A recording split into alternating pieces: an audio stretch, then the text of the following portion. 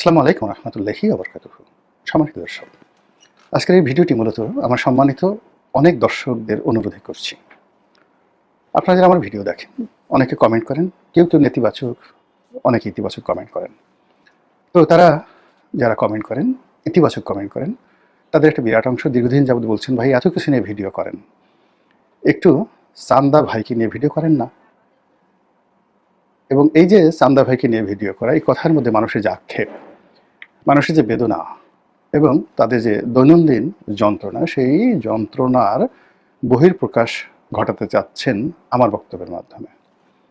যেহেতু আপনাদের জন্য ভিডিও তৈরি করি, কাজে আপনাদের সেই যে কষ্ট, কেউ হয়তো দেখে কষ্ট পাচ্ছেন, কেউ শুনে কষ্ট পাচ্ছেন, অথবা কেউ সেই চাঁদাবাজির কবলে পড়ে সর্বস্ব হারিয়ে এই মুহূর্তে আর্তচিৎকার করছেন।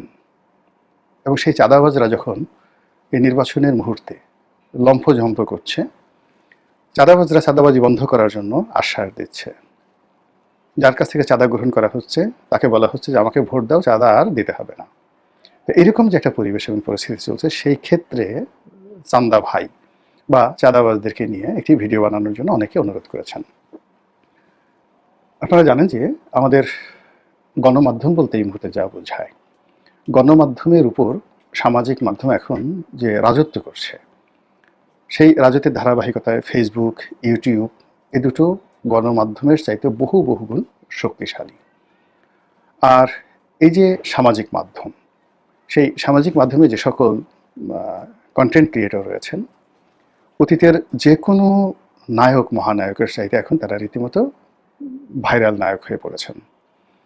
যে কোনো একটি বক্তব্য, যে কোনো একটি কন্টেন্ট বা যে কোনো একটি বিষয় যখন জনগণ ব্যাপকভাবে গ্রহণ করে, তখন সেটা এই সমাজে আগে যে মূলধারার গণমাধ্যম পত্রপত্রিকা বা টেলিভিশন, তাদের উপরেও প্রভাব বিস্তার করে। এবং এই সামাজিক মাধ্যমের অনেকগুলো কন্টেন্ট পরবর্তীতে গণমাধ্যমে শিরোনাম হিসেবে প্রকাশিত হয়। এবং তারই ধারাবাহিকতায় এই যে চান্দা ভাই নামক যে উপাধিটি, এটি একজন কন্টেন্ট ক্রিয়েটর। ভদ্রলোকের নাম আমার মনে আসছে না, কিন্তু খুবই জনপ্রিয়। ফ্যামিলি এন্টারটেইন বলে তাদের একটা ইউটিউব চ্যানেল রয়েছে, সেখান থেকে তারা অনেক সুন্দর সুন্দর, কয়েকদিন আগে তারা একটা গান তৈরি করেছিল, আমাদেরই দেশটি নেতাতে ভরা। এবং সেখানে একজন নেতা কিভাবে হাঁটে, কিভাবে মানে পোশাক আশাক পরে, কিভাবে দল গঠন করে, পুরো জিনিসগুলো এত অসাধারণভাবে ফুটিয়ে তোলা হয়েছে। গত 17 মাসের অনেকের মুখোশ উন্মোচিত হয়ে গেছে। এবং ওই একটা ভিডিওর মাধ্যমে কিছু কিছু মানুষের মুখোশ খুলতে গিয়ে কাউকে কাউকে এতটা অপমান করা হয়েছে, আপনি যদি সকাল থেকে সন্ধ্যা পর্যন্ত কাউকে সারা দিন অবিরতভাবে ঝাড়ু পেটা করেন, কারো কান আচ্ছা মতো মুলে দেন, তারপর রাগ হয়ে কারো ঠোঁট ধরে আচ্ছা মতো আপনি যদি ঝাঁকি মারেন, গালের উপর ফটাস ফটাস চড় মারতে থাকেন, তারপরে সারা শরীর কেচে, কই মাছ যেভাবে কাছে ওইভাবে কেচে কেচে লবণ আর বোম্বাই মরিচ দিয়ে দেন, তো সেই লোকটির যে যন্ত্রণা হবে, অন্তর্জ্বালা, মস্তিষ্কের জ্বালা, শরীরের জ্বালা। তো ওই যে কন্টেন্ট ক্রিয়েটার, সে মানে আমার এই দেশটি নেতাতে ভরা, অথবা এই যে চান্দা ভাই শিরোনামে যে সকল ছোট ছোট কন্টেন্ট তৈরি করেছেন, ফলে এখন চান্দা ভাই শব্দটি আমাদের দেশের একটি জাতীয় শব্দে পরিণত হয়েছে। চাঁদা সবসময় ছিল, এটা কখনো হাদিয়া রূপে, কখনো ভালোবাসার রূপে, কখনো অ্যাজ এ কন্ট্রিবিউশন, আপনি অংশগ্রহণ করলেন কোনো একটা কিছুর সঙ্গে। কিন্তু জবরদস্তিমূলক যে চাঁদাটি, এটি ডাকাতি, রাহাজানি, ছিনতাই এগুলোর চেয়েও মর্মান্তিক। ধরুন আপনাকে কেউ অস্ত্র ঠেকিয়ে আপনার মোবাইলটি নিয়ে গেল, এটার জন্য আপনার মন কখনো প্রস্তুত ছিল না, ফলে এটা একটা দুর্ঘটনা, আপনি মোবাইলটি দিয়ে দিলেন। মানিব্যাগটা খোয়া গেল বা আপনার বাড়িতে ডাকাতি হলো, এই সকল ঘটনা ঘটে 1 ঘন্টা 1.5 ঘন্টার মধ্যে, আর মানুষ ভুলে যায়, 1 সপ্তাহের মধ্যে ভুলে যায়। কিন্তু চাঁদা এমন একটা বিষয় যেখানে প্রতিদিন প্রতি মুহূর্ত আপনাকে একটা পাশবিক যন্ত্রণা দেবে। এই চাঁদা গত 17 মাস ধরে সকল সীমা অতিক্রম করেছে। বায়তুল মোকাররমের সামনে যদি আপনি যান, আপনি দেখবেন আগে যারা এখানে বসতেন হকার, তো তাদের একটা রেট ছিল, কিন্তু এখন যারা চাঁদা কালেকশন করছেন, তারা সেই রেট অতীতের যে কোনো সময় আসছে 3 গুণ, 4 গুণ, 5 গুণ বাড়িয়ে দিয়েছে। একই সঙ্গে যারা ওখানে বসছেন, তাদেরকে একটি স্যালামি দিতে হয়েছে। মানে ছোট্ট একটা ধরেন বিড়ির দোকান নিয়ে বা একটা ফুড কার্ট নিয়ে একটা অসহায় মহিলা ফুটপাতে সিঙ্গারা, সমোসা, পেঁয়াজু এগুলো বিক্রি করছে। তো এরকম একটা ভ্যান রাখার জন্য 50,000, 60,000, 1,00,000 টাকা পর্যন্ত অ্যাডভান্স দিয়ে ওই জায়গাটা বুক করতে হচ্ছে। তারপর প্রতিদিন 200, 300, 500, 1000। তো এই যে সারাদিন সকাল থেকে সন্ধ্যা পর্যন্ত পরিশ্রম করে সে হয়তো 3,000 টাকা ইনকাম করছে, আর 1,000 টাকা চান্দা ভাই নিয়ে যাচ্ছে।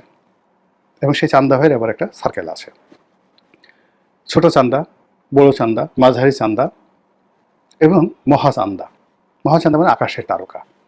এই চাঁদার টাকা কোথায় চলে যায় এবং কিভাবে ভাগ বাটোয়ারা হয় সে ব্যাপারে চরমোনাইয়ের পীর সাহেব যে গালিটি দিয়েছেন, স্লোগানের নামে যে গালিটি দিয়েছেন আজ থেকে 8-9 মাস আগে, এটি সারা বাংলাদেশের সবচেয়ে ভাইরাল গালি এবং ভাইরাল স্লোগান। চাঁদা পড়ে ধ্যাসে, চাঁদা যায় ধ্যাসে।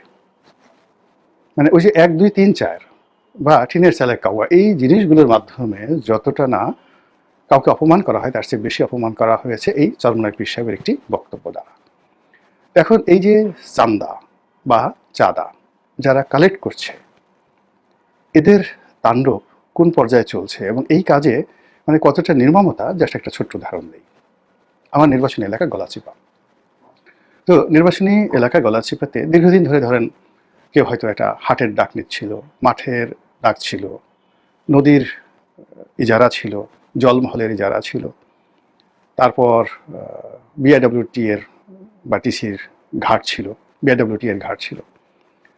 এগুলো আওয়ামী লীগ জামানাতে আওয়ামী লীগের লোকজন খাচ্ছিল। এই পট পরিবর্তনের পর সঙ্গে সঙ্গে সেই জায়গাগুলো ওই দিন 24 ঘন্টার মধ্যে নতুন চান্দা ভাই যারা আছেন তারা এই জায়গাগুলো দখল করে ফেললো। যে এলাকাতে একক চান্দা ভাই আছে সেখানে একরকম নিয়ম, আর যে এলাকাতে 2-3 জন চান্দা ভাই, মানে 2-3 জন যারা প্রভাবশালী লোক, তারা প্রথমত একে অপরের সাথে মারামারি করলো এবং ওই যে আওয়ামী লীগের যে সকল ইজারাদার ছিল তাদেরকে বহাল রেখে তাদের কাছ থেকে চাঁদা কালেকশন করা শুরু করলো। তো আপনারা জানেন যে এই ধরনের কাজকর্ম করার জন্য সরকারি যারা দুর্নীতিবাজ তাদেরকে ঘুষ দিতে হয়, তারপর রাজনৈতিক যারা টাউট বাটপার তাদেরকে ঘুষ দিতে হয় এবং নিজের ক্যাডার মেনটেন করার জন্য একটা খরচ আছে। ফলে যে কোনো সরকারি কাজ, সেটা কন্ট্রাক্টারই হোক, ইজারাদার হোক, এখানে অলমোস্ট 50-50, মানে যা কালেকশন করা হয় তার 50% এই চাঁদাবাজিতে চলে যায়। সেই চাঁদাবাজিটা এই জমানাতে এসে 80% হয়ে গেছে। অর্থাৎ সরকারি ফান্ডে সর্বোচ্চ 10% জমা হচ্ছে, আর যিনি ইজারাদার তিনি 10% রাখতে পারছেন, আর বাকি 80% চান্দা ভাইরা খেয়ে ফেলছেন। আমি আমার নিজের এলাকাতে একেবারে তথ্য প্রমাণ সহ দিতে পারি। এবং সবচেয়ে অবাক করার ব্যাপার হলো যে এখানে নির্মমভাবে অনেকে সেনাবাহিনীকে পর্যন্ত ব্যবহার করেছে। সেনাবাহিনী কোথাও চাঁদাবাজি বন্ধ করতে পারেনি, সেনাবাহিনী কোথাও একজন অসহায়কে আশ্রয় দিতে পারেনি, কিন্তু কোনো কোনো জায়গাতে সেনা কর্মকর্তারা এই চান্দা ভাইদের পক্ষে দাঁড়িয়ে নতুন চাঁদার রেট নির্ধারণ করেছে এবং পুরনো চাঁদাবাজদেরকে তারা তাড়িয়ে দিয়েছে। এবং এর ফলে কি হলো, ভোটের মাঠ জমছে না। আর যখনই কেউ চান্দা ভাই নিয়ে কথা বলছে, চাঁদার বিরুদ্ধে কথা বলছে, লোকজন লুফে নিচ্ছে। মানুষের হৃদয় যাকে বলা হয় মানে নৃত্য করছে যখন চাঁদার বিরুদ্ধে কেউ কথা বলছে, দুর্নীতির বিরুদ্ধে কেউ কথা বলছে, অন্যায়ের বিরুদ্ধে যখন কথা বলছে। এটা হলো এক পক্ষ। আবার চাঁদাবাজদের মধ্যে যারা অলনে ছাড়েন, হঠাৎ করে এই নির্বাচনের মুহূর্তে এসে ভণ্ড হওয়ার চেষ্টা করছেন, ভনিতা করার চেষ্টা করছেন, নাটক করার চেষ্টা করছেন, তাদেরকে দেখে মানুষের যে রাগ কি পর্যায়ে চলে এসেছে, এটি 12 তারিখে যদি নির্বাচন হয় সেই নির্বাচনের ব্যালটে দেখা যাবে। এবং এইবার মনে হচ্ছে যে নির্বাচনের ফলাফলে চাঁদা, দুর্নীতি, অনিয়ম এটি হবে একজন ভোটারের ভোট দেওয়ার ক্ষেত্রে, না দেওয়ার ক্ষেত্রে প্রথম যাকে বলা হয় শর্ত। কোনো অবস্থাতেই আপনারা লিখে রাখেন যে যদি ভোট ডাকাতি করা না হয়, ব্যালট বক্সে ছিনতাই করা না হয় এবং প্রশাসনের মাধ্যমে ফল কারসাজি করে নিজেদের পক্ষে রায় না নেওয়া হয়, যদি জনগণকে ভোট দেওয়ার সুযোগ দেওয়া হয়, ইভেন যদি জনগণ মাত্র শতকরা 5 জন জনগণও আসে, একজন সিঙ্গেল জনগণ, সাধারণ আমজনতা দলের ক্যাডার ছাড়া চাঁদাবাজদের পক্ষে রায় দেবে না। কাজেই চান্দা ভাইদের ভবিষ্যৎ ফকফকে নয়, ঘুটঘুটে অন্ধকার, অমানিসার ঘোর অন্ধকার তাদেরকে একেবারে রাহু গ্রাসের মতো ঘিরে ফেলেছে। আল্লাহ জানেন কি পরিণতি হয়। আসসালামু আলাইকুম রহমতুল্লাহি ওয়া বারাকাতুহু।